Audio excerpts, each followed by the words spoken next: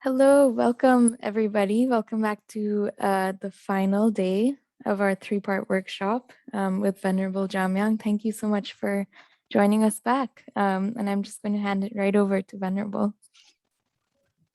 Thank you.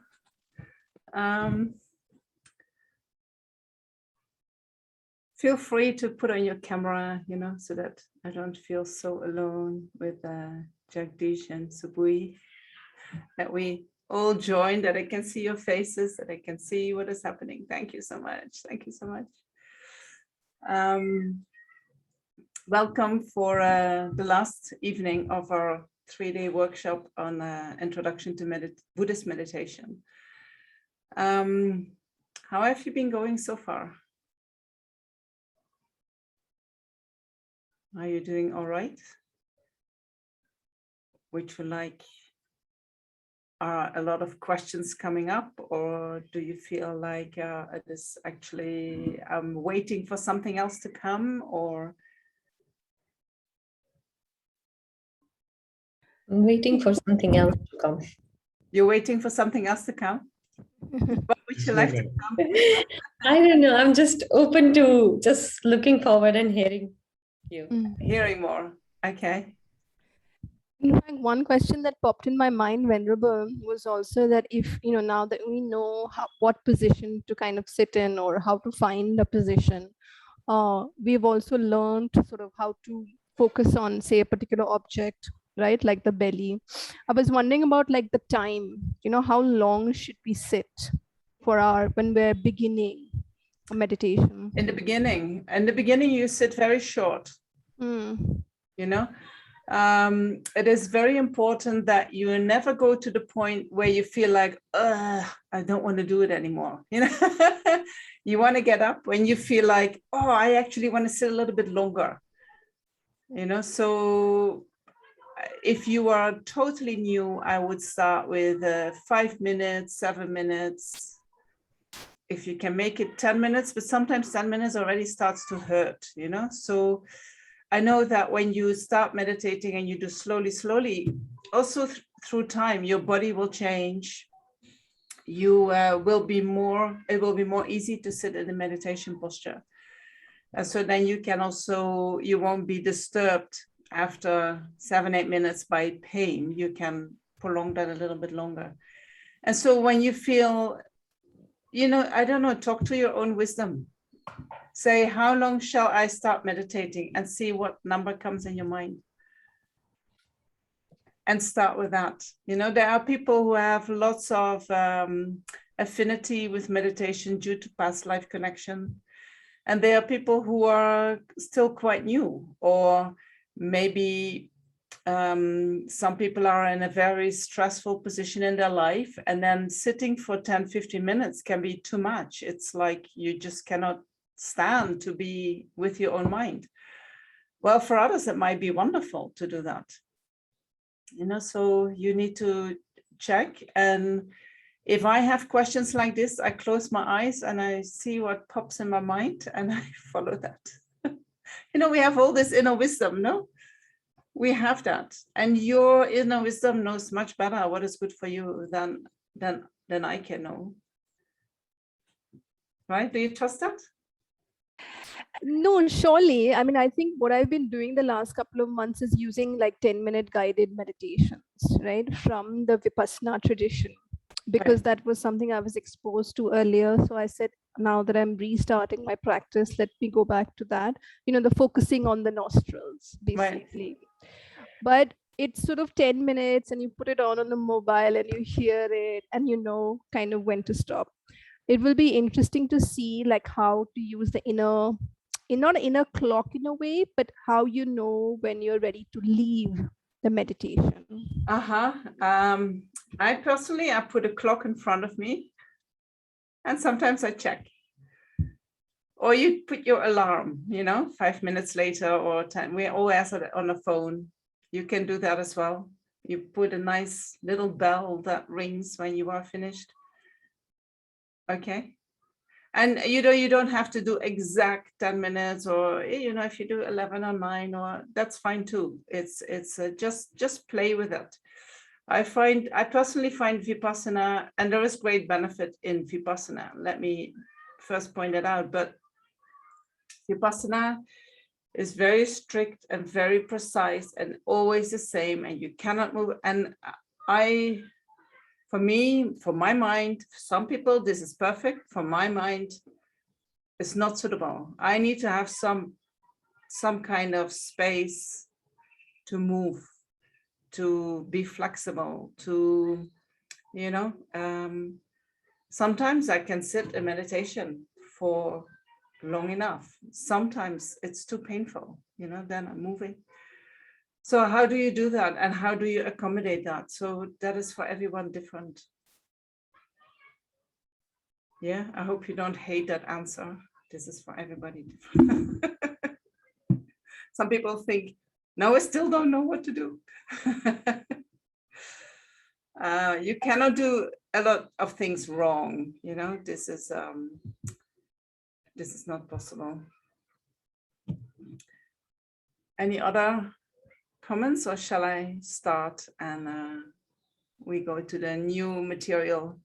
Brenda, I wanted to check. Yesterday, I was finding it very difficult to keep the eyes, half open, less than half open. Because so far, whatever meditation I've been doing, I've kept my eyes closed, and I find it easier to focus, like abdominal breathing with the eyes closed. So then I was trying to keep it slightly open, so I was finding it distracting. So when it is distracting, it is better to close it. Okay. Right. So when the eyes are, that means the eyes are too far open, then the minds get distracted by your open eyes. Then you close them until the mind is not so distracted anymore. When you feel that your mind starts sinking, you go to this very nice blissful state, which is almost like sleep, then you should open your eyes a little bit. All right, to wake yourself up. And in the beginning, you might open your eyes a little bit, and then you get distracted again, but you are awake. So then you close it again and you play with that. Okay. But it's okay if that is happening initially, you're opening, awakening, and going back. That does not like. Yes. You want to, every posture, you have to find your best middle where you don't get too distracted, but you also don't get too dull. Or where you feel that where you're not tense with your muscles, but at the same time not so relaxed and that the energy cannot move. So you need to find that place, what happens in my mind. And so when you start the meditation and you set up the posture, you check your mind. How does my mind react to this? What is happening? Are more thoughts coming up? Do I get more distracted? Then I need to adjust. How can I adjust so that the mind naturally starts to calm down just because of your posture? Because the posture has that power to do that. Okay. All right. Thank you. So we have spoken the last few days about the meditation posture and about the importance of setting a good motivation, right? So that it becomes a cause for happiness or for liberation and not a cause for suffering. And then at the end of the session, we dedicate. And so we also discussed the two types of meditation, the concentration meditation and the analytical meditation. And yesterday I went a little bit into detail about the concentration meditation in terms of what you can achieve with it and how it fits into the whole Buddhist practice. So today I will talk about the analytical meditation and then specifically about meditations on the nature of the mind. And some people call them mindfulness meditation, or they are similar to mindfulness meditation. So they are very practical and you can apply them straight away, right? You don't have to do a lot of study in order to do these meditations. Okay. So to start, we just take 2 minutes to connect with our body and connect with our mind. So you find your posture.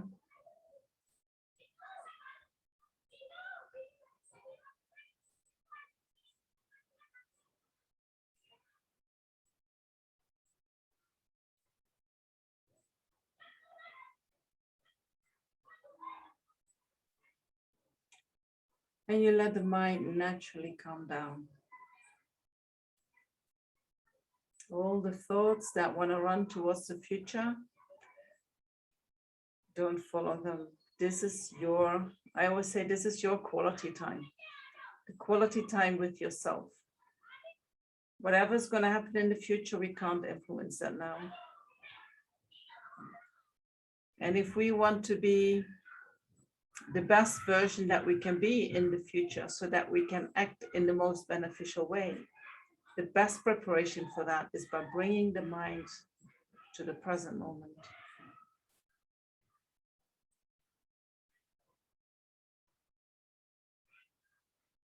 And all the things that have happened in the past, if your mind is going towards that, we cannot change anything there. What has happened has happened. So let it go as well.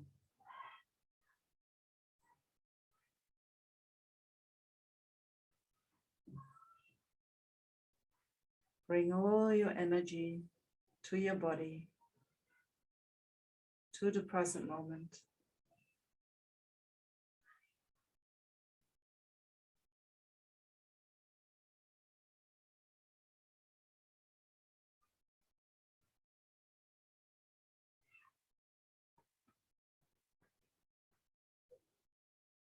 And then try to set a good motivation.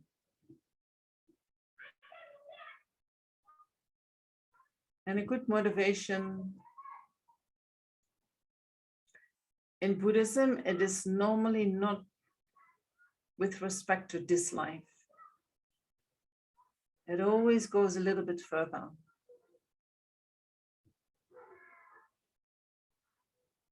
In Buddhism, we speak about liberation from suffering. We speak about generating the state of full awakening.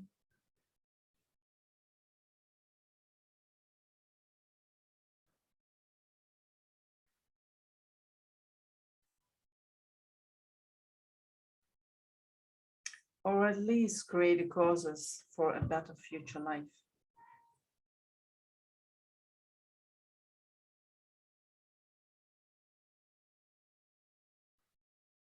And we do that not just for ourselves, but by acknowledging that when we develop our qualities, when we know how to let go of our delusions, our disturbing emotions, we will be someone who can be of so much more benefit to whoever we meet.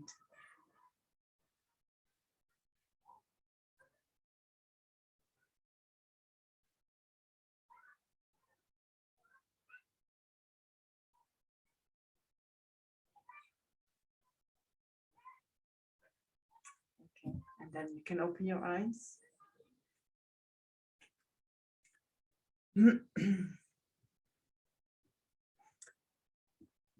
So I said that I think yesterday that the purpose of our life, according to His Holiness the Dalai Lama, is to be happy, to create causes for more happiness. And how do we become happy? Not just the happiness that we know at the moment, but happiness in the sense of the mind being totally free of any disturbance, of any worry, of any expectation, of any even conditioning, the mind totally free. That happiness, that is the happiness eventually where we strive for. And that comes when we discover our true nature, when we wake up to our true nature.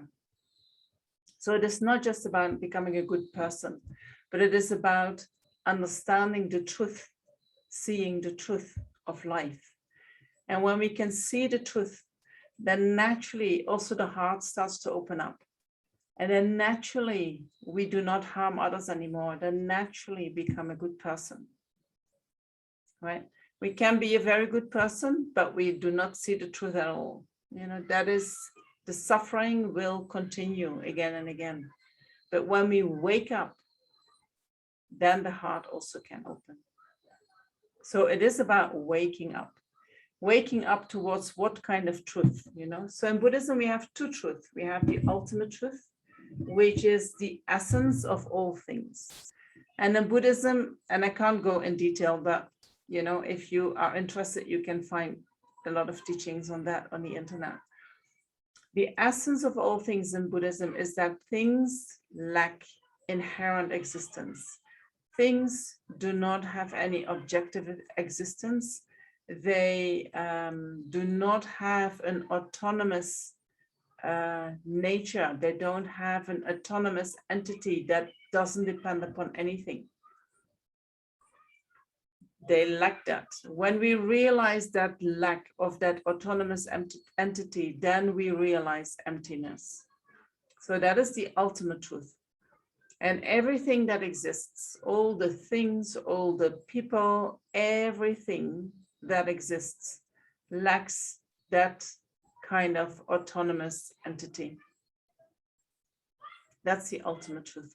So we want to eventually discover that. When we understand that and then realize it, and then we can see it directly, that realization has such power that it can eliminate all the delusions from the mind and all the seeds of the delusions of the mind.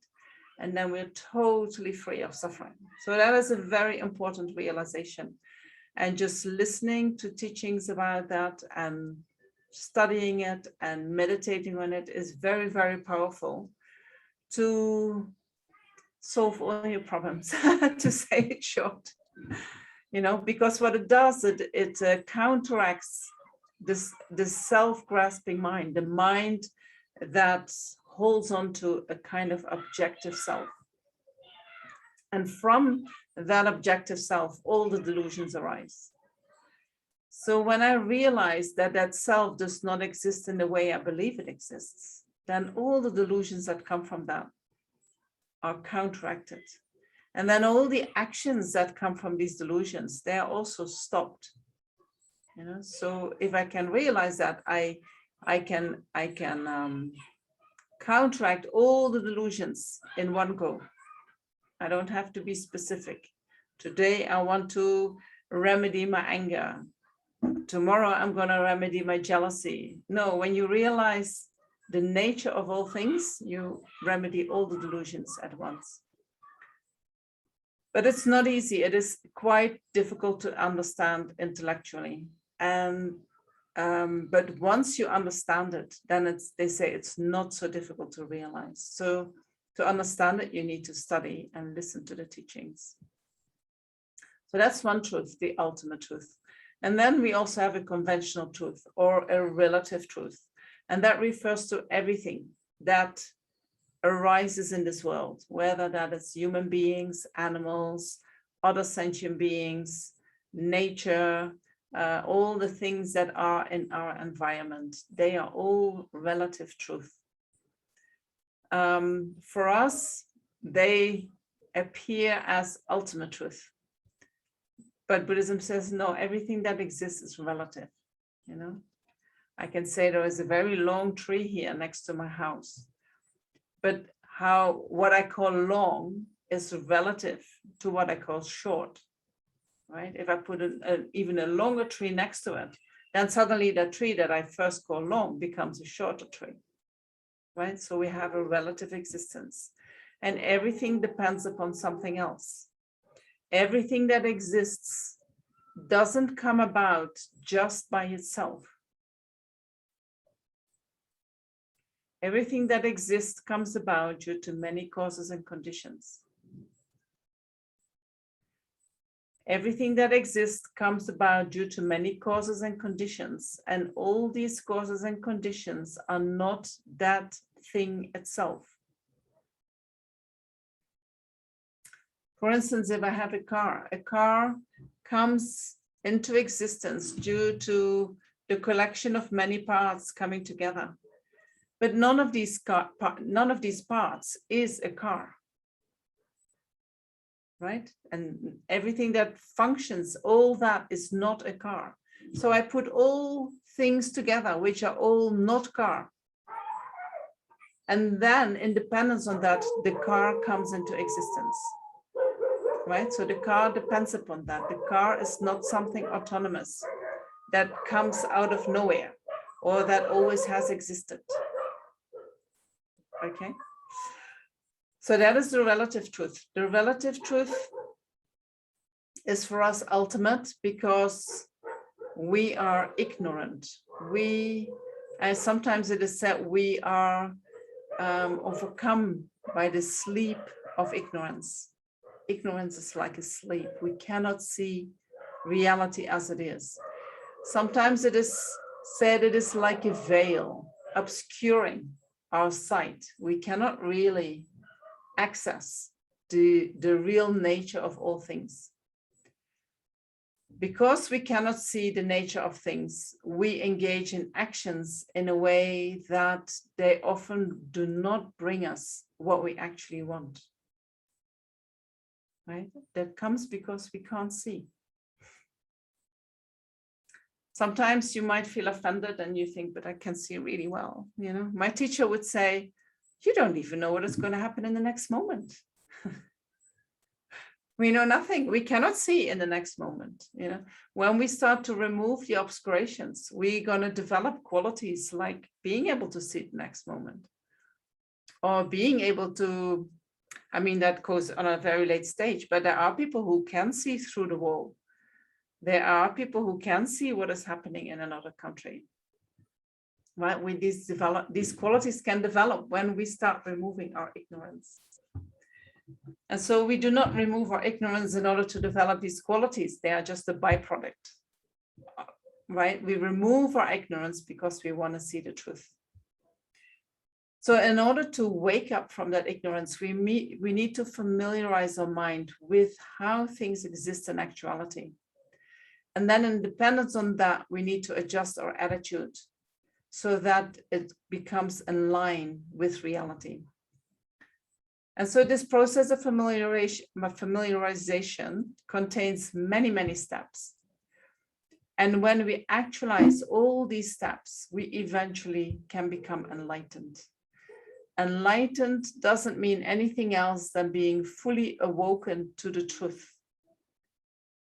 Having developed all the qualities that are possible, all the wisdom, all the compassion, having compassion for each and every sentient being, being prepared to work for each and every sentient being. The compassion is so huge, you know. So we develop that when we have developed that when we achieve the state of full awakening. So I'm going to go to the analytical meditation, right? So in order to become fully awakened, we say that we have to follow a path, and the path has many steps. And so we follow the steps in order, but we do not necessarily have to realize all the previous steps before we can move on to the next step. We can think about all the steps. But in order to realize a step that is, say, halfway on the path, we need to have realized all the steps that come before. So the steps of the path to enlightenment, they come in an order and they are realized in an order, right? So if we want to prepare, for instance, if we start walking on the path, then we meditate, for instance, on a precious human rebirth. We're going to contemplate how lucky we are that we found this rebirth, how rare it is to find a rebirth like we have, in which we have a human body, in which we have met teachings on meditation, in which we have met other types of teachings, in which we have met teachers, in which we have support in order to be able to do it, in which we have enough finances, and, you know, having all these conditions coming together. There are not many people who have that. And so that opportunity, what we find in this life, is quite rare, and it's very, very precious. So by going through all these reasonings, we familiarize the mind by recognizing, wow, actually, I do have this amazing opportunity. I took it for granted. I thought, oh, well, this is just my life. just like everybody else. But when you see how unique your life is and how many conditions your life has that are suitable for practicing meditation, then you can see that it is very rare. We meditate also, for instance, on the different types of suffering that exist in samsara. And that is not in order to become depressed, but it is in order to identify suffering. Suffering is not just pain. Suffering is not just what I don't like. Even the things that we like are, according to the Buddha, in the nature of suffering. Even when pleasant things arise, eventually they will turn into something unpleasant, right? Nothing lasts forever in this life that we have. So we need to think about that, because the way that we function at the moment is that we don't want to have these core sufferings where we experience pain and unpleasantness, and we don't want all that, but we want to have the good parts. Right? And Buddhism says, but you should recognize that all these parts, they depend upon each other, right? They come in existence in dependence upon each other. And you cannot have only good parts. And even if you have only good parts, they're not going to last. They're going to change into something not so pleasant at a certain time, always. So we meditate on different types of suffering that we all experience in life, like the suffering of uncertainty and the suffering of being alone and the suffering of what we call taking rebirth again and again. We come into existence, we don't know anybody. Then we learn to know our family, we become very, very familiar with them. And then at a certain point, we have to let it go. And we move on our own, finding a new family, right? So in essence, we are always alone. So we think about that. And by thinking about that, we try to generate the wish that, although there can be pleasant experiences within samsara, within cyclic existence, it is all in the nature of suffering. And I keep going around and around and around, experiencing again and again the same things.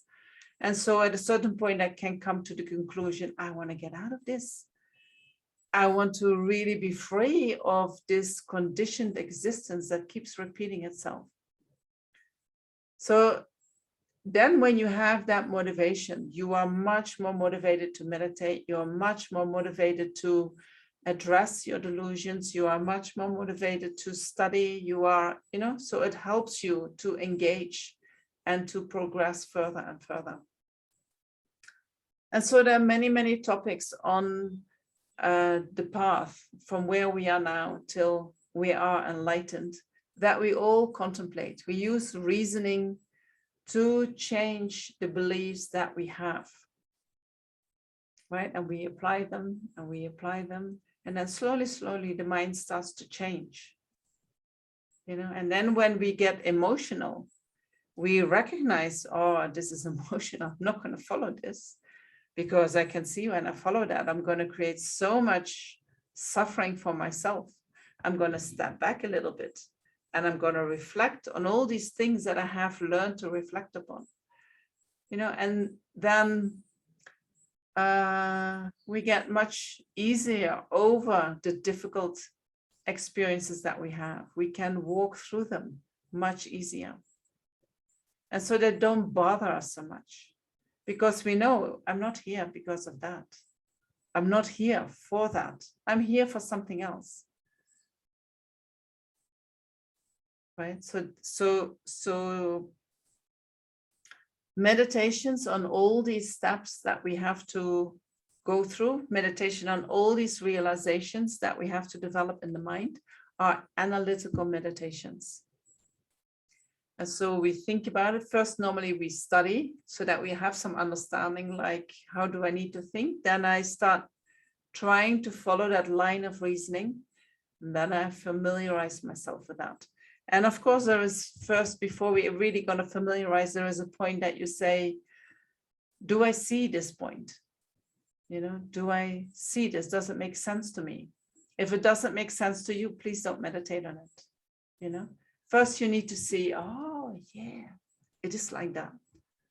Then you meditate. Then you bring that insight that you have, you bring it deeper into your consciousness, right? In the more subtle levels of consciousness. That is what we do when we meditate. But if it doesn't make any sense to you, please don't meditate on it. First, keep looking into it more, or skip it for a while. Maybe this is not the right topic for you at this moment. Maybe you first need to hear something else.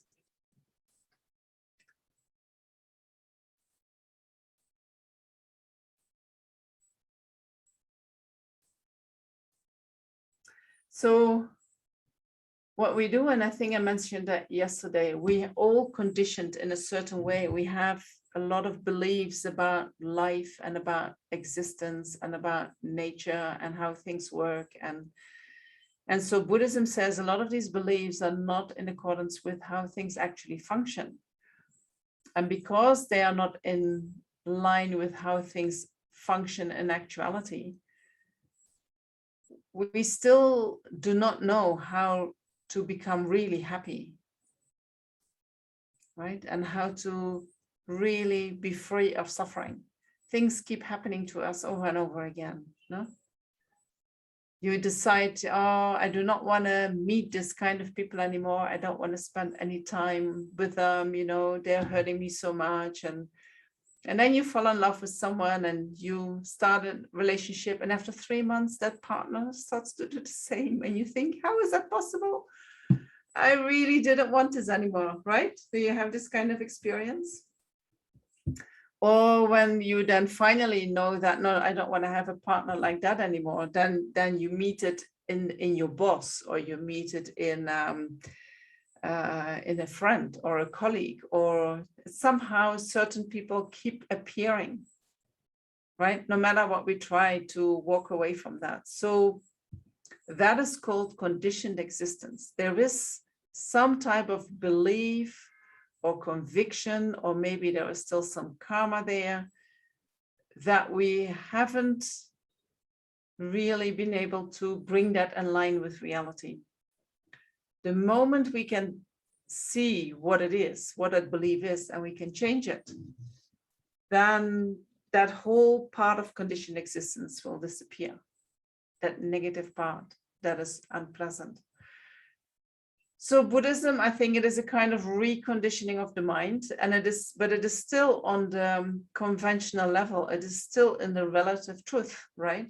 So we use the thinking in order to create a image of reality, which is in accordance with reality. The thinking about reality is not reality itself, right? But if we think in accordance with reality, then somehow energetically it is much more easy to act in accordance with reality. And when we do that, it is much more easy to create merit and to not create negativities. And when we do that, that merit will help us to lessen the delusions, to lessen the ignorance. And with that, we can see clearer and clearer how reality exists in actuality. And eventually we can totally drop that whole conceptual mind and realize reality as it is, right? But we use the conceptual mind in order to get there. So when we say, oh, I don't want to have any thoughts, I did that before I met Buddhism. I was like, I just want to be free of thoughts. It is such a burden, this thinking that keeps coming and it doesn't make me happy. And but then you come in Buddhism and they say, no, we use the thinking. And I didn't like it at all in the beginning. My mind just wanted to chill out and be a bit numb so that I didn't have so many thoughts. But having done all that study and having trained my mind in thinking, I didn't like it at all. I tell you, my mind didn't want to move. But by thinking, you make the mind move, and you make it move, and you see something from a certain perspective, but then you learn how to change the perspective, and then you have another perspective. And the better you can do that, the more flexible the mind becomes. And at a certain point, it is actually not so important what perspective that you take, because you can see, well, this is me now in this moment, but tomorrow I might have another perspective, or I can see that my neighbor has another perspective, or I can see, and it's not so important. You know, we're all coming from a different place, and perspectives are not ultimate truth. They are just a perspective, and they can change. And so that gives you a lot of space in the mind. It gives you a lot of tolerance for other people. It lets you let go of your judgments that you have about others. And so life becomes much easier. Right? So that is the good thing about analytical meditation. So when you start doing that, and for instance, you have studied on certain topics, and then you think, you know, oh, that makes a lot of sense. I'm going to meditate on that to familiarize myself with that topic. Then at a certain point, you might come to that point where you get some kind of feeling in your heart, and you feel like, oh, wow, you know, this is amazing. Then the concentration meditation comes in and says, I'm going to focus on that single-pointedly as long as I can, so that my mind becomes really familiar with that realization that I have, right? And so you hold the mind as long as you can, and then at a certain point, it changes. And so it feels like you move away from that realization, and then you can choose. Either I'm going to contemplate again and see if that feeling can arise again in dependence on my contemplation, or I move on and I contemplate on the next topic and the next topic. Right? So in this way, we combine concentration meditation and analytical meditation. All right. And so I'm coming from the Gelugpa tradition in this life. I think in other lifetimes I was from another tradition, but in this life, very clearly, I met the Gelugpa tradition, and that is what I had to do. So in the Gelugpa, they start with studying. And then you start discussing, and then you start contemplating and reflecting, and you need to check whether these teachings make sense to you or not. And only when you say, yes, that makes sense, then you start meditating on that. Right? So this is my tradition. They say you need to study first because you need to know what you're meditating upon. It took me many years to really understand that, because there are so many traditions that say, oh, you don't have to meditate, you don't have to study, you just sit down and you meditate. You know, study is not needed.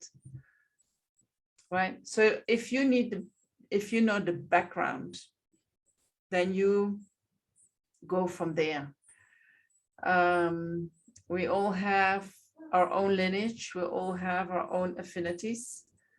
And, you know, for some people, study doesn't work at all.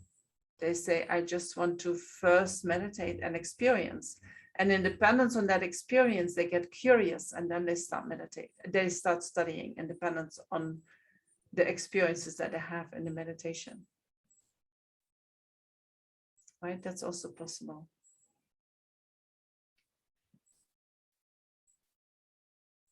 So other traditions, they say, start with your experience. And when you understand, or when you observe your experience, you can learn to understand the nature of reality just by doing that. So the purpose of both traditions is the same. You know, what we want to do is letting go of that mind that grasps at me. I am here, I am the center of my universe. I like this, I do not like that. And the whole day I'm busy trying to get what I like and trying to move away from what I don't like. And that whole system, that whole how we do that is actually the cause of all our suffering. You know, we're trying so hard to be happy, and the only thing that we are doing, if we are not awake, we're only creating causes for suffering. So that grasping at the self from where the disturbing emotions arise, and then the self that engages into actions. The way we hold that self to exist, it doesn't exist like that in actuality. So we meditate on that. In the Gelugpa, we study a lot about on the self-grasping mind. We study about the delusions that arise from that. We just study about the actions that arise from that. And then we slowly, the mind starts to change, right? By observing our own actions, by observing our own delusions, by observing the self that arises, and by counteracting whatever negativity that we want to engage in. So how can we do that? So that is the Gelugpa tradition. And so I'm going to stop with that one. I'm going to say a little bit about how can we meditate, starting with the experience, right? Does anyone have a question until here about what I've said so far?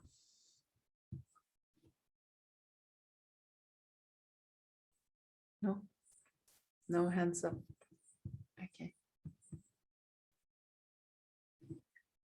Then I move on to, I can call it many different things. I can call it, I'm going to meditate on the nature of the mind. I can call it, I'm going to meditate, I'm going to do mindfulness meditation. There is a question. When you can't hear and keep losing the context, what does that mean? Can you explain it a little bit? Yeah, I perhaps should. Could I just talk here? It'll probably be easier. Yes. Yes. So like I'm trying to concentrate while I'm talking to you, right? Yeah. But I keep losing you as well. I keep losing, even though I'm trying to listen to you. Yes. But my thought process is so strong that I just get lost in the whole thing. Right. So you Yeah. feel that you have too many thoughts that pull you in all kinds of directions, but not in just listening what I'm saying. Exactly. Yeah. Right. So I would say that is just a sign of an untrained mind. Nothing to be worried about. Yeah. Nothing to be worried about.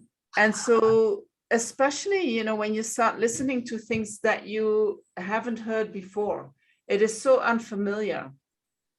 If you would listen to something familiar, I'm sure you would have the idea that you can concentrate. Yes. And I would even wonder if you actually can concentrate, or that your mind gives you the appearance of being able to concentrate. It could be that if you hear something familiar, your mind does exactly the same as now, but because it is familiar, you close the gaps. Yeah. Right? You understand what I'm saying? Yeah. So, but now because you're not familiar, you cannot close the gaps. And so then you become aware, oh, my mind is distracted all the time, you know? Yeah. I got a few words and then my mind is gone. And then I got a few words and my mind is gone. I'm sure that even if you haven't been able to concentrate on the words consciously, subconsciously, your mind perceives whatever is said, you know, so there will be imprints of whatever has said. And it can be that in a couple of days or a couple of weeks, suddenly you remember something, but you cannot really remember that you heard it, but you know that you heard it. You know this one? Yeah. Yes. Yeah. So I'm sure that subconsciously your mind is picking up on a lot of things that I'm saying. Consciously, you don't get it all. You know, that is just because you're not familiar with the material, and that is totally fine. Whatever you have heard will do its job. You know, it will continue processing in your system, even if you're not aware of it. And then maybe in 2 months, you do another course and so you get it all. Yeah. Right? Yeah. Okay. I'm looking forward to that. Thank you. So the Looking mind forward to works that like day. that, you know? Yeah. And in Buddhism, we always say, you know, especially when you're going to listen to very difficult teachings, you don't get a thing. You know, when I started listening to the Buddhist teachings, I received all these teachings on emptiness from this very high Lama. And I didn't understand a thing. My English was very bad. And the translator was using words that I had never heard of. And besides that, I was extremely sleepy every time when this teacher was talking about emptiness. Yeah. And I was fighting my sleep. That was actually the main thing I was doing. I didn't get a thing, you know. Yeah. But with time, every time that I heard about emptiness, I would get so much more. Yeah. And so I kept listening and I kept listening and I kept studying. And at a certain time, things become more clear, more clear, more clear, because I'm more familiar with the topic. Right? But familiarization costs time and takes effort. And we have to repeat something, you know, in the beginning, it's not nice. And the mind feels stiff and the mind feels it has to go to places where it doesn't like it. But if you keep repeating and repeating, the beauty of the Dharma of Buddhist teachings is that it becomes more and more joyful to engage in the teachings, you know, and your mind becomes more flexible and things become so much easier and more natural when you keep repeating. And the joy that comes is only increasing, increasing, increasing. Yeah. Right? Not like when we have eat chocolate. I cannot keep eating chocolate and the joy keeps increasing, right? At a certain point, it turns into suffering. But with Dharma, the joy keeps increasing. You know, that is one of the beauties of studying. Yeah. Okay. Thank you. You're welcome. So Subui says, my mind often goes back to my life and how can I live it differently? So do you have the feeling that you would like to change your life?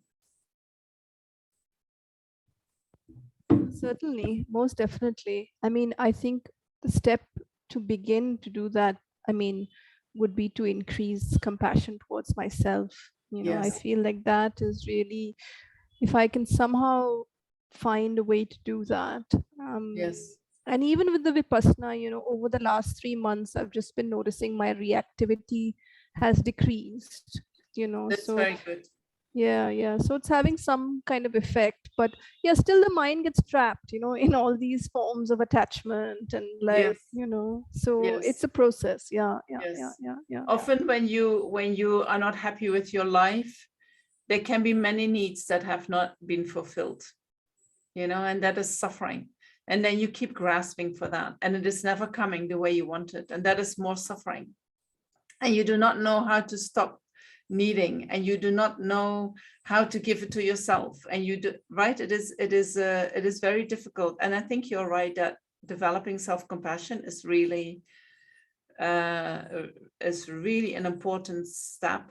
And I once did a course for Tushita on self-compassion. And it is on the internet. You can find it on Tushita's website. It is only six times 1.5 hours, and it might be helpful for you, you know. And there are also, I think her name is Kristen Neff. She has several videos on self-compassion on YouTube, and she also has a website on self-compassion. And on that website is a very extensive resource page.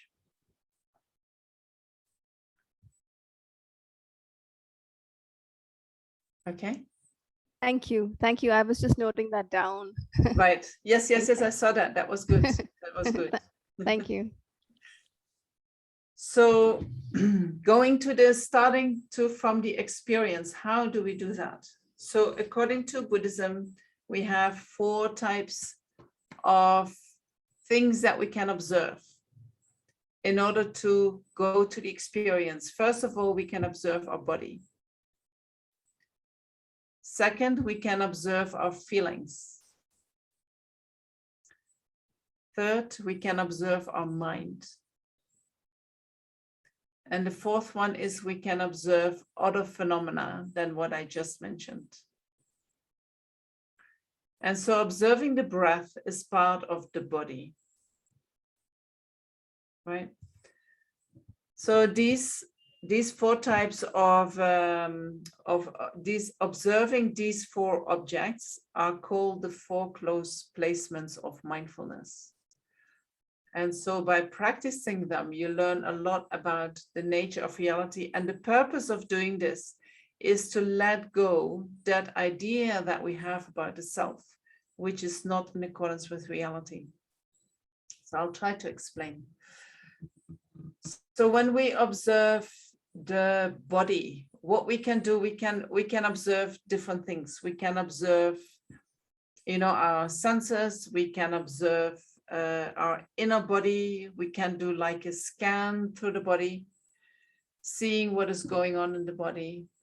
And what we like to do in relation to the body, we have this feeling, my body is like the house of the self, the abode of the self. I'm living here in my body. Myself is in my body.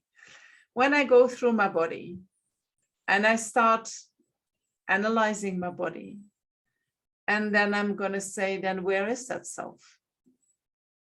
Can I find that self? And so when you go through the whole body, there is no self that appears. And so by doing that, you get the experience that that self is not findable within the body. And that helps already to let go of the grasping, right? Because we believe it is here. I can feel it. I know it is here. But when you do body scans, you don't find it.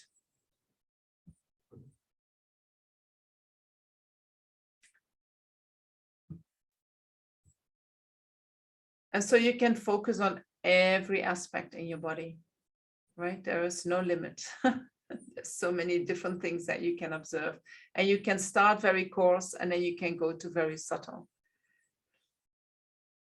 When we observe the feelings, there are 3 types of feelings in Buddhism. We say there are pleasant feelings, unpleasant feelings, and there are neutral feelings. And so what we do is we observe the feelings and we say, oh, this is a pleasant feeling. This is an unpleasant feeling. What we normally do is when a feeling arises, we identify with that feeling. I'm feeling something pleasant. I want more. And attachment is right there, right? And then we follow attachment to try to generate more positive feelings. So the feelings are very strongly connected to the self. We are the whole day trying to feel good, trying to avoid unpleasant feelings, right? On the basis of the self, we are doing that. I want to be happy. I want to be happy. So when we meditate and then we observe the feelings that arise in the body, and we say, oh, this is a pleasant feeling, and this is an unpleasant feeling. This is a pleasant feeling. This is an unpleasant feeling. And we let it go. I'm experiencing a pleasant feeling. I am not the feeling. The feeling doesn't say anything about me. Whether a feeling is pleasant or unpleasant, it doesn't change me. Right? They just arise in the mind and dissolve back into the mind. They arise in the mind and they dissolve back into the mind. There is no need to hang on to a feeling and start running after it, wanting more. There is no need when feelings arise and you don't like them to say, no, I don't want them. I'm going to push them away. That never brings you what you want. But if you can let feelings pass, that is really an art if you know how to do that. The moment you know how to not follow the pleasant feelings, not grasp at more, and the moment you know how to allow unpleasant feelings fully arise in the mind, your mind becomes so calm and free.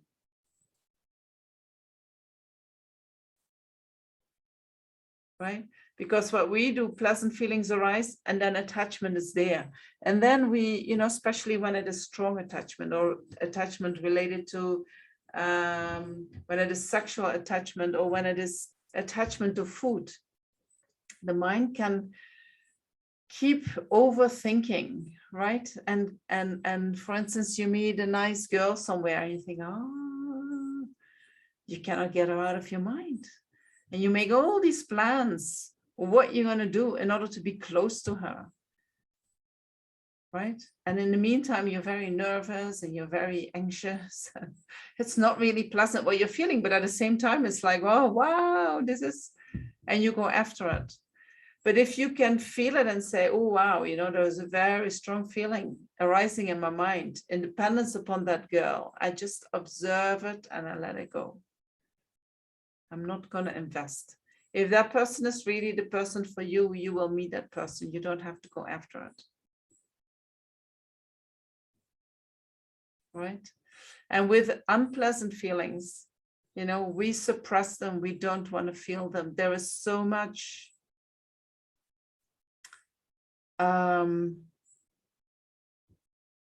like closing the lid due to our cultures. Right? If you feel unhappy, people don't like you. If you feel unhappy and you complain, people don't want to hear. You lose relationships. Your mom doesn't like you. So you learn to shut up. Where do you go with your unpleasant feelings? You just keep them inside, you know, and they become like a cause for disease. So learning to let them arise and sit with that unpleasantness, which can be in the beginning so difficult and so painful. But once you learn how to do that and you let go of your aversion for unpleasant feelings, it is so freeing. And the wisdom that comes from that is so profound. And the compassion that comes from that for yourself and therefore also for others is amazing. Right? That's a very, very, very, I find for me, it was one of the main issues when I changed that. So much changed in my whole life.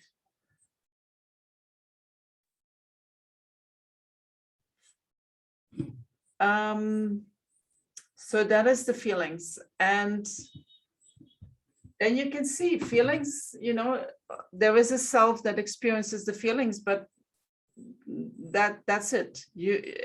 That's it. There is nothing else about feelings. They're just feelings.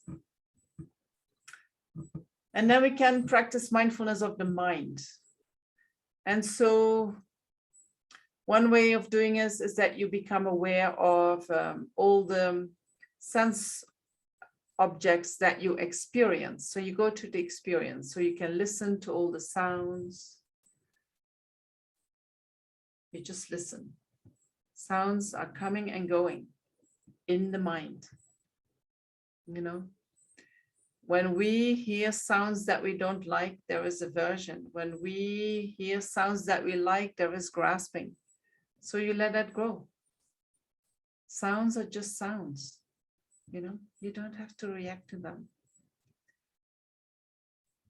We have a practice in Buddhism where we visualize all the sounds that we hear as the mantra of the deity. All sounds are like a mantra. All sounds, therefore, can be nourishing, even the very annoying sounds.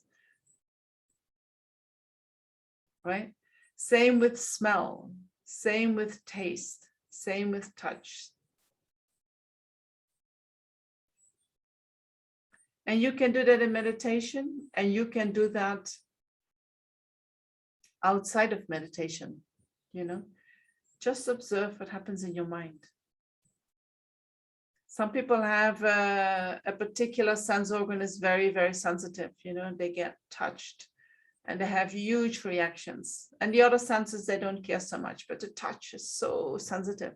So then maybe that is the point of practice, to observe your attraction, your attachment, and your aversion in relation to being stimulated in that sense organ.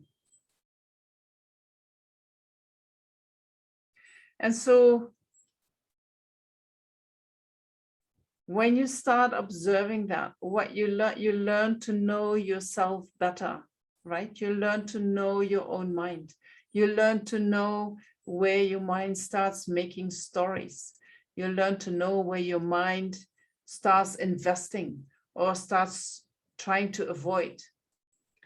So you learn to see that, and you learn to take that not so seriously. It is not the ultimate truth. It is just a habit of reacting. And so we can change that habit of reacting. And when we change the reactions that we have towards whatever we experience, the mind changes. Right? We do not suffer from the sound that we hear, but we suffer from the reaction that we have towards the sound. If we have a strong disliking and then a strong aversion, like, oh, please stop that. And then it doesn't stop, and we think even stronger, please stop that. You know, the suffering becomes more and more. And we think I suffer because I hear the sound. But most of the suffering comes because we resist the experience of sound. All right, do you get that?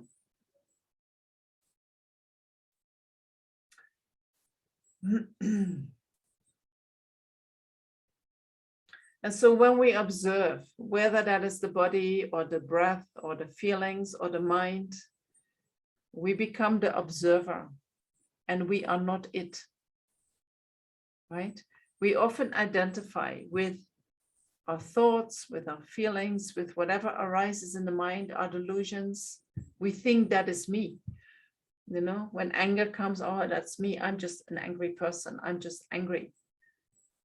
But in Buddhism, but when you start observing, you observe anger arising in your mind. That's not who you are. That is just a moment of anger arising in the mind. And that moment might last an hour or a day or 3 days, but it is still a moment of anger.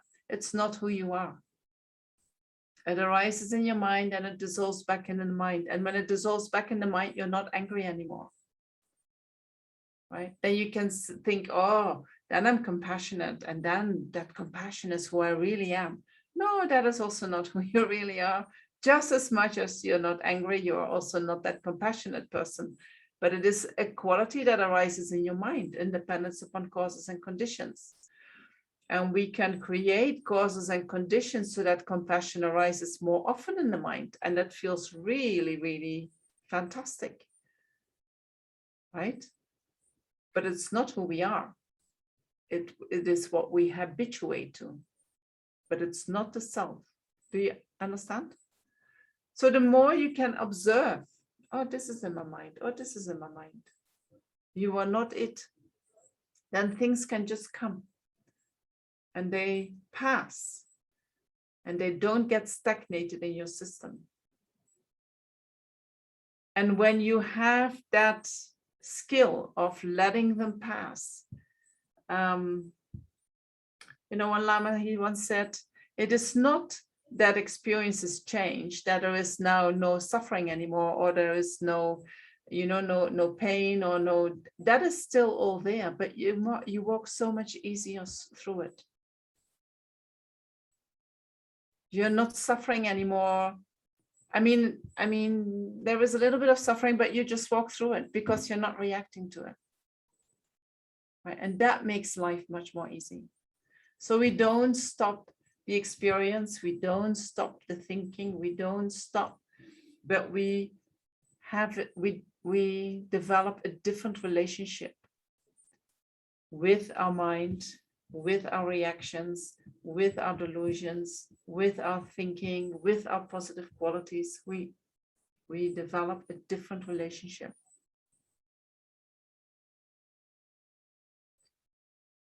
How do you let unpleasant feelings pass? I think this is a very difficult one, right? If you cannot let them pass, you're still pushing them away. You're still resisting them. True. The moment you stop resisting them, they will pass naturally. It is like, you know, everything that exists, including feelings, have the quality, have the nature of impermanence. They come and go. Everything in life has an impermanent nature. Everything comes into existence and fades out of existence. So whether feelings are pleasant or unpleasant, they come into existence and they fade out of existence. What we do is when pleasant feelings come, we try to hold on to them in an attempt to create more. And by doing that, we lose them. And when unpleasant feelings come, we try to suppress them because it's too painful. We don't want to feel them, right? So we have to step back and say, what is it that I'm feeling? And if you can develop a kind of curiosity with respect to your unpleasant feelings, and you start thinking like, oh, how does it feel? And where is it in my body? And how does it look like? And how does it feel like? If you start exploring like that, already things start to change. You already give the feeling some space. And so then you stay with that feeling that you have in your body. Unpleasant feelings often, they can manifest quite physically in the body. So you can go to that place and then connect with that feeling and be curious about it and observe it and maybe talk to it and say, talk to yourself with loving kindness, you know, be compassionate towards yourself. Say, I know that you are going through a hard time, and I know it's very, very, very painful, but it's okay. You know, we will be able to do this. We will manage. And so you send yourself a lot of loving kindness and a lot of compassion. And within that loving kindness and compassion, you allow the feeling to arise. You allow yourself to feel it. Once you have felt it, it naturally disappears. When there is still a leftover, there is still somewhere some resistance that says, no, I don't want to feel that. Does that make sense, Dia? Yes, absolutely. It does. My sister, who's also on the call, she just said the same thing like a couple of days ago, I think, to my mother, and I completely ignored it because it's coming from my sister. You get it another time. Yeah. Yes. Thank you. Yes. So then we can focus also on the mind. How do we focus on the mind? There are a lot of meditations actually on internet, on YouTube. If you search for meditating on the nature of the mind, meditating on how did I say that? I think just the nature of the mind. So what you do when you meditate on the nature of the mind, you meditate on its impermanence. How you observe again, you know, how thoughts come and go, how the mood changes, how delusions come into the mind and then dissolve back into the mind. And if you think, but I don't see it happening, you can think, yesterday I was angry and today I'm not angry, right? Where is that anger? Is it hiding somewhere or has it just disappeared? Right? You can see that over time, the mind changes and the mind never, ever, ever experiences 2 times the same thing. We can have the feeling that we are holding on to something and that therefore it feels all the time like something unpleasant. But even within that unpleasantness, there are changes all the time. And sometimes we don't mind it too much. And sometimes we get very disturbed by it. And the mind is reacting every moment in a different way. And so you reflect on the impermanence of the mind. And there are many different ways of how you can reflect on the mind. For instance, we say the mind is like space. The mind has no characteristics of its own. So whatever arises in the mind is just like, sometimes you can say these are just karmic appearances. They just arrive, they just arise. Whether you see it, whether you feel it, whether you have a thought about it, whether these are just karmic experiences. And what we do is we entertain these appearances in the mind. We entertain the delusions. We entertain our stories, right? We keep repeating stories. We make them better. We change them. We try something different. That is all not needed. When you meditate on the nature of the mind, you're going to meditate on the fact that all that arises from the mind, but it is not the mind itself. The mind itself is like space. And so then you're going to meditate on that space-like nature of the mind. The space-like nature of the mind, things arise, the delusions arise, but it's not the mind. So you don't really pay attention. Thoughts arise in the mind, but they're not the mind itself. So I'm not going to hold on to them. I keep focusing on the mind itself, the spacious aspect of the mind itself. Feelings are not the mind itself, right? And when you do that, the grasping to whatever arises in the mind becomes less and less and less. And because of that, things can move more freely. And you're not engaging so much with it. And so then your mind becomes free. And when the mind is free, you're happy. And you don't have this clogged up mind that has all these thoughts and needs to fix all these problems and, even problems. What is the problem? A problem is the coming together of causes and conditions, and it feels unpleasant. That's it. And what we're going to do is we're going to try to change whatever was arising there in order to get rid of that feeling. Right? But problems are also impermanent, and problems arise and they dissolve at one day. When the causes and conditions are gone, it dissolves. But when we try to solve the problem actively, wanting to change it because it makes us suffer, we often contribute to the problem, right? We make it bigger. Right? Sometimes it's better to just back off and keep your mouth shut and let it pass, Pretend it never happened.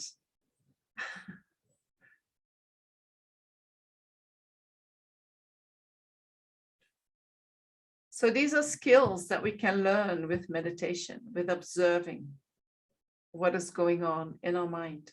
And if you just sit in the meditation posture, you close your eyes and you look inside and you observe what is going on. And you decide beforehand, I'm going to observe the body, or I'm going to observe my feelings, or I'm going to observe my mind, then you learn so much about yourself, about your mind, about life, about the nature of life, about the nature of your mind. And that understanding resolves problems. Problems don't become so big. The understanding of what you're seeing it, understanding it, knowing it, that is what counteracts the things that make so many trouble in our mind.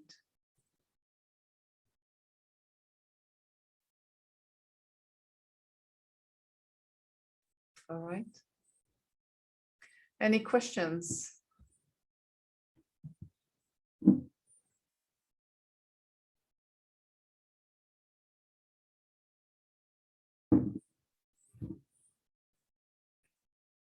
You have now the opportunity to ask any question that you want. that you always have been thinking about?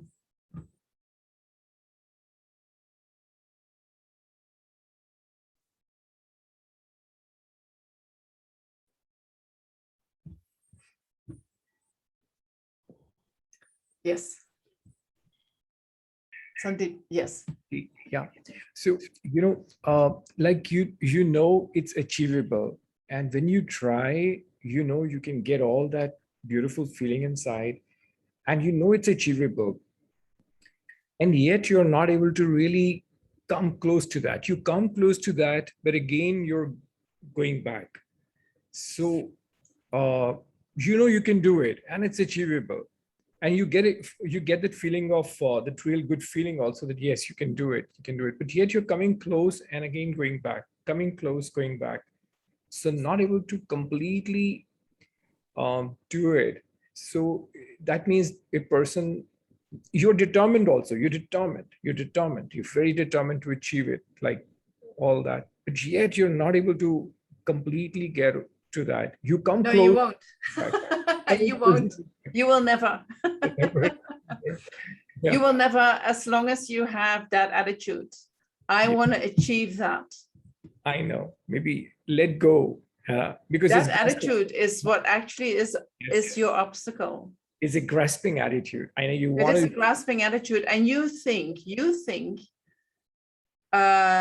put somewhere a goal, and you think, oh, I just go there, But the mind is a little bit more complex than that, and karma, the way karma ripens, is a little bit more complex than that, and a little bit more subtle. And there's so many conditions at work every day that influence us, So you cannot say one day, oh, now I'm going to sit and I'm going to achieve a pleasant feeling. It's never, ever, I promise you, it's not going to happen.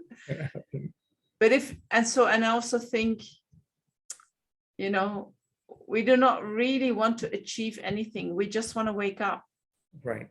Right. And so is waking up an achievement? I don't know, I think we just wake up. Right. You just drop the veil. You want to see through that thick layer of ignorance that is there. You want to see through that. Yeah. Right. So you don't have to go anywhere else. There's nothing to achieve. Right. There is something to discover, but not to achieve. To discover and not to achieve. Correct. Yes. Yes. And so you can be curious about what you discover, but there is nothing to achieve, nothing. What can you achieve? Yeah, true. Right? That's true, because you're so, I know, it's just to wake yourself up and understand. And yes. Yeah, that's most important. Yeah. And when you meditate, what you do is you connect with yourself in that moment. It is like having a moment with yourself, and make up the balance. And many things have happened during the day, and they influence you, and time influences you, and karma influences you. And so you sit with yourself and you connect with, where am I today? Right? Nothing to achieve, just being. Right? So you have to get out of the doing mode and bring yourself to the being mode. Yeah, not exactly. I understand you. I think I'm clear on it. I'm clear. Yes. You're pushing yourself to get it, to achieve it. Yes. You just have to let yourself free. Yes. Yeah. I fully, completely understand. Yeah. And then when you can do that, you can still have days that your mind is very disturbed, and you can have days that you feel, you're not nice, you don't feel happy in your skin, or but you just observe that, and then you're kind to yourself, and you acknowledge that you have been working hard, and you have been doing a lot, and there have been stressors that were difficult for you, and so you talk sweet and kind to yourself. Yeah, right. And then the mind relaxes. That's and right. then maybe you can get to that place where these beautiful feelings arise. But you're not going to say, now I achieved my goal. It's not your goal. It's just a byproduct that we can enjoy, but it is not your goal. The goal is to connect. If you want to put a goal, I would say goal is connecting. Connecting. with each and every part of your body and mind. Yeah. And Right. see it for what it is. True. Yeah. Right? Yes. Yes, I understand. I fully Okay. understand. Cool. Thank you. Fantastic. Good luck with that. Thank you. Somebody says, dear Venerable, how do we stay in touch with you post today? It depends what you would like. I teach sometimes, so one thing is if you want me to send you an email when I'm teaching, you can leave me your email address. If you want to follow me on Facebook, you can send me a friend request and you will find information there.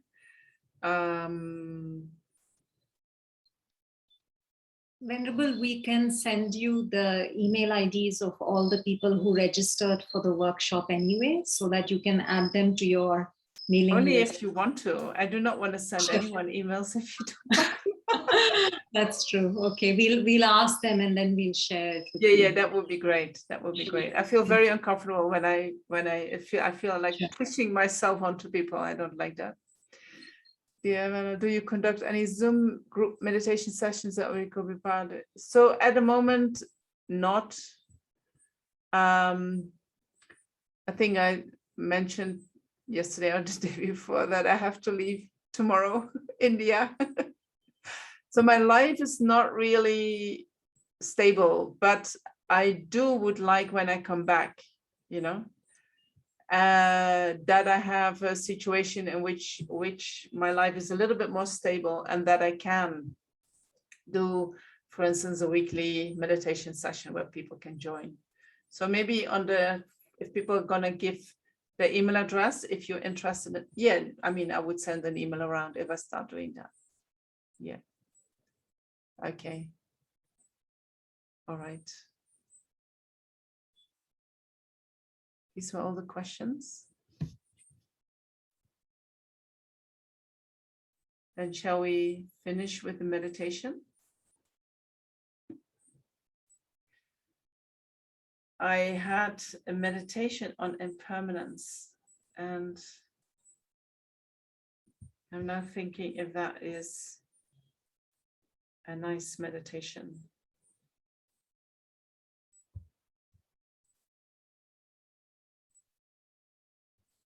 I think it's okay. I think it's okay. I think all meditations can be nice, no? They all show us some kind of aspect. So why do we meditate on impermanence? Because somehow we have the perception that things are more permanent than they are in actuality, right?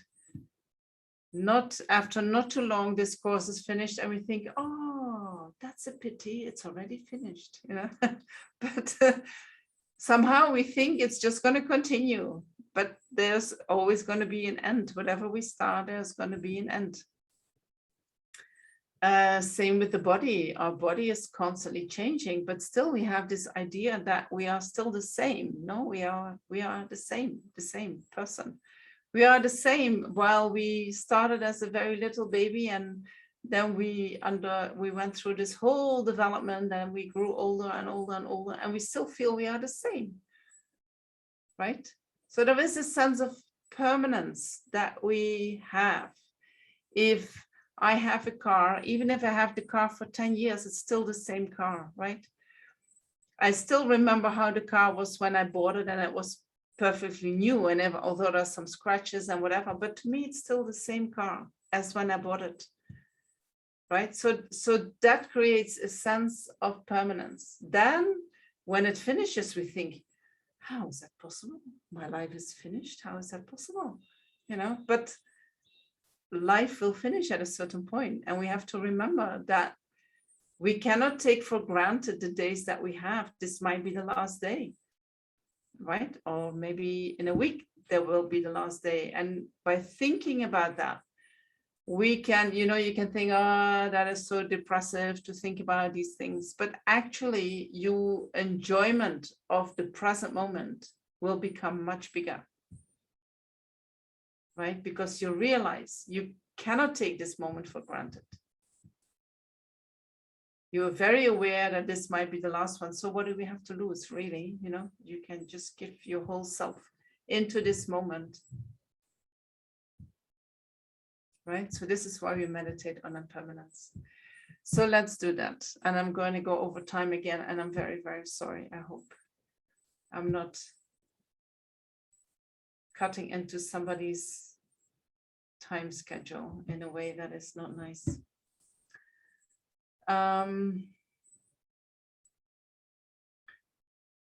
So let's start by going to the meditation posture. And when you meditate, you go through the 7 points. You bring your legs in the proper position. Then you check your back.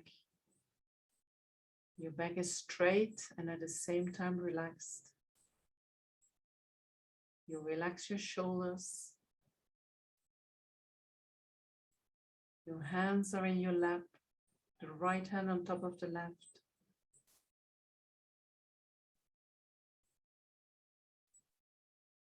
The thumbs slightly touching each other. Your head is a little bit bent forward. The jaws are relaxed. The tongue is touching the palate. And the eyes are closed, but allow a little bit of light to come in. Enough not to get distracted.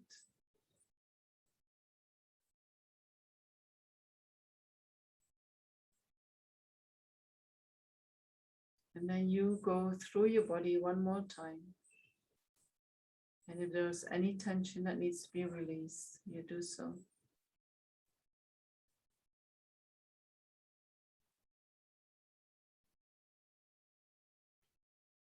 And then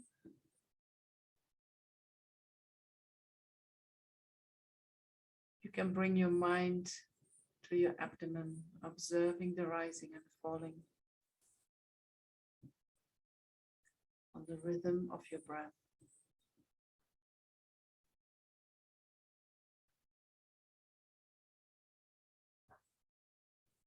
You let your mind rest on your breath.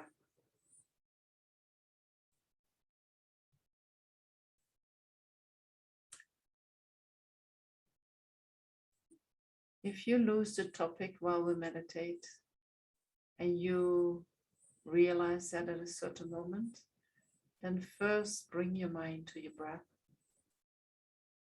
and then pick up again wherever we are in the meditation.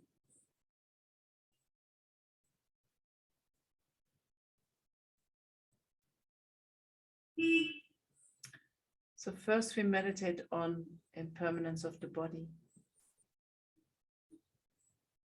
and reflect on how your body has changed over the years.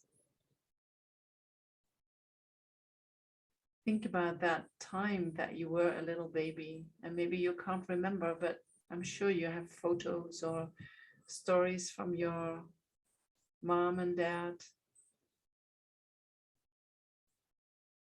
And envision yourself growing up, becoming a teenager in your 20s.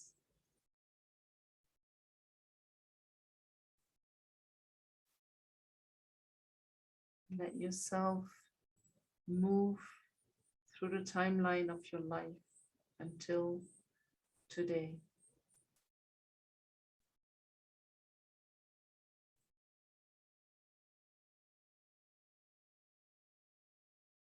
Can you observe yourself becoming older, your body changing, but you're not involved, you don't judge.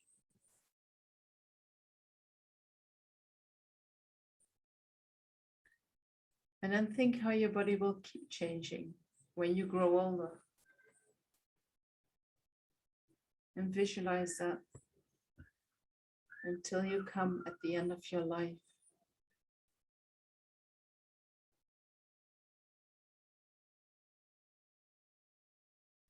And if we are lucky, we will grow old in this body. And when we are very old, the body becomes weak. Our eyes and ears don't function so well anymore. Our skin is totally wrinkled. That's where we're going, if we are lucky enough to live that long.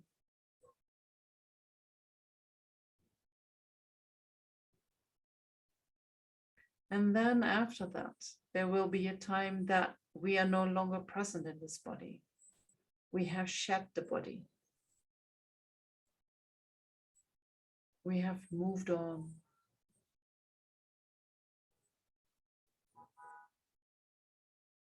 And life continues. Your family and friends are still there, mourning for some time. And then they'll pick up their lives again.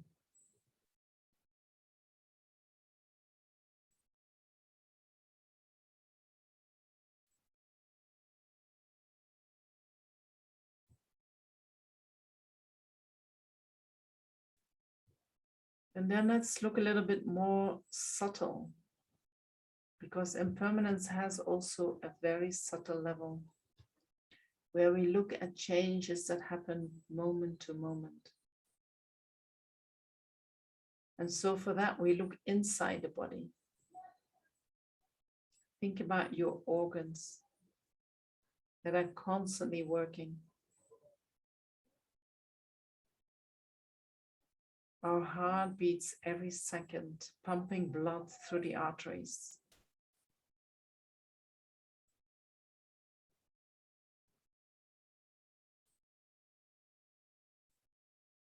Our lungs are breathing, our blood is moving.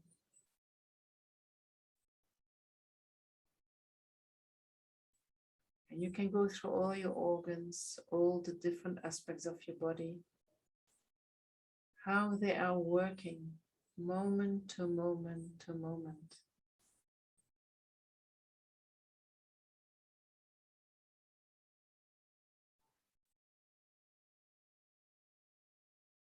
There is a constant production and disintegration taking place.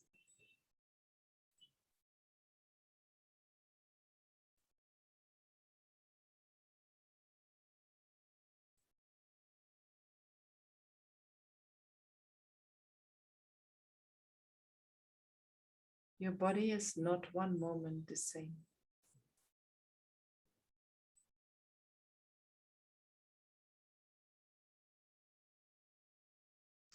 Even on the cellular level, which we can't even see with our bare eyes. But there is change happening every moment. Production and disintegration.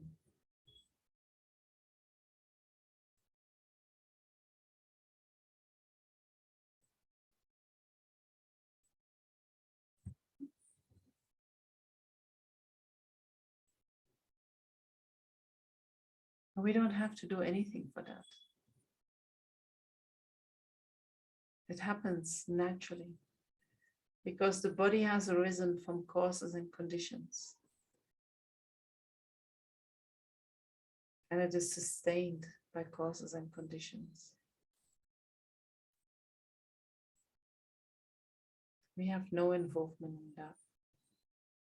But we can observe it and we can experience it. We can connect with it.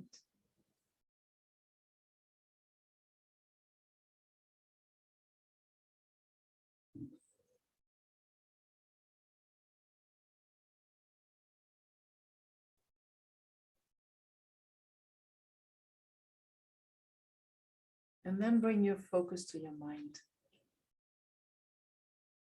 First of all, observe your feelings. Reflect on how they come and go. That whatever arises in the mind, pleasant feelings, unpleasant feelings, they do not have the capacity to stay. Because their nature is impermanent. So once they arise, their nature is that they naturally will disappear.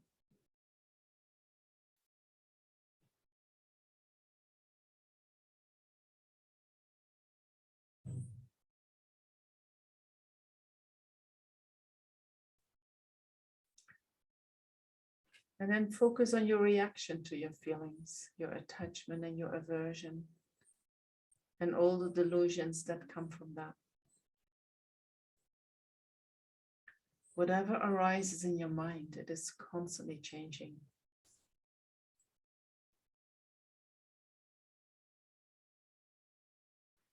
And if you have the feeling that, yes, I change, but a certain aspect of me is actually never changing, then try to focus on that aspect. Try to observe it and check if that feeling of permanence that you have, if that is true for that aspect.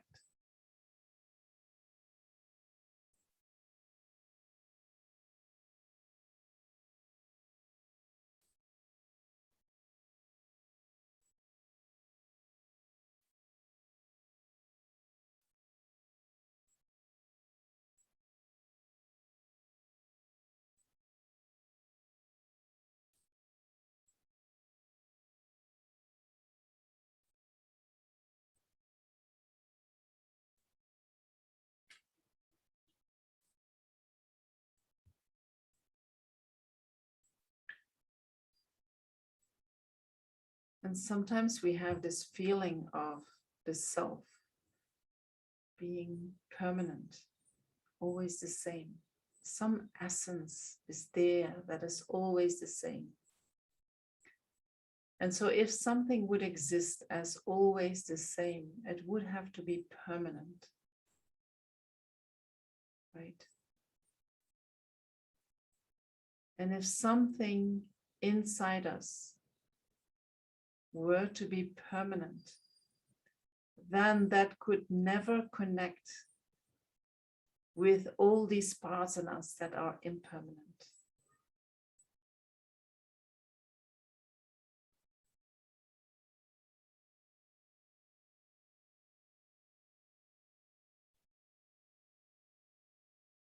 Think about that.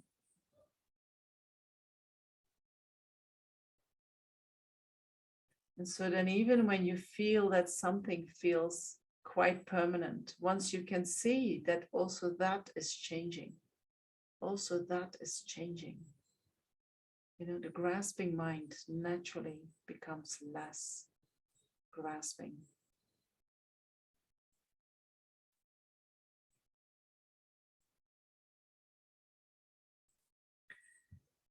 And then focus on your mind in general. And think about the time when you were little. How was your mind at that time?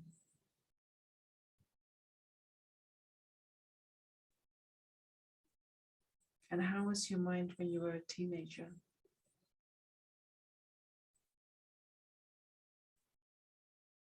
And in your 20s and in your 30s?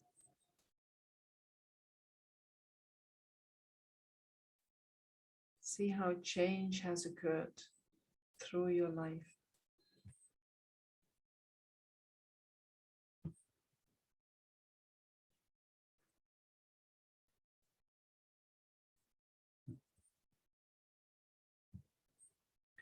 And so we all have the tendency to wanting to keep things the way they are. Change feels uncomfortable, especially when we feel that we're not in control. Change can also refer to uncertainty, not sure where it's going to go. It's very uncomfortable for us. But when we meditate on impermanence, it can help us to become more comfortable with the ever-changing nature of things. It's like learning to go with the flow, learning to surf the waves.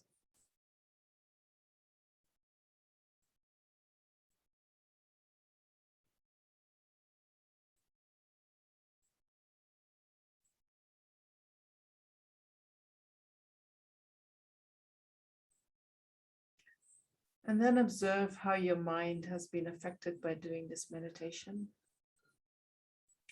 And independence on that, bring your meditation to a conclusion.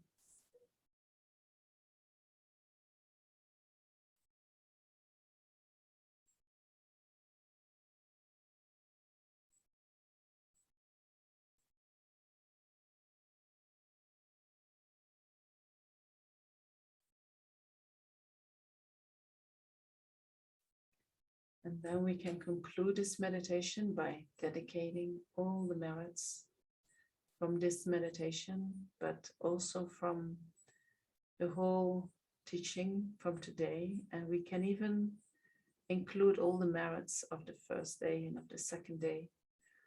All that positive energy that we have created by listening, by thinking, by reflecting, by meditating. So much positive energy. And you can visualize that as a ball of light in your heart.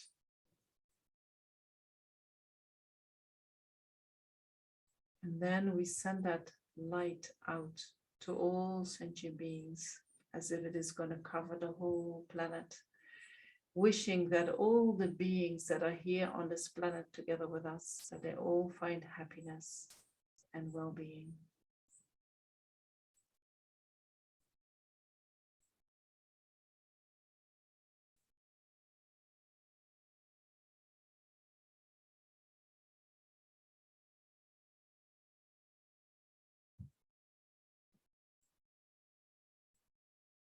And then I would like to thank you for being here. And having done this meditation and having done the course, I enjoyed it a lot. So, and I can only do that in dependence on you.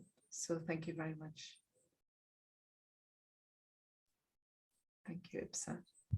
Thank you. Thank you. Thank you. Thank you. Thank you, Reverend. And Venerable, I also want to take this opportunity to once again thank you wholeheartedly for leading this course, which has turned out to be very intimate. And I am sure that all the participants have benefited from it immensely. And I hope you will come back when you come back, maybe not just physically back to India, but you'll come back and help lead another workshop for Sisters in Spirit. We wish you a very, very safe journey and long life and, peace and calm, and for all your wishes to be accomplished. And may you continue to benefit so many beings. Thank you. Thank you so Very much. Thank you. Thank you. Thank you, Venerable. Thank you so much. you, Thank Venerable. you. Thank you. Thank you.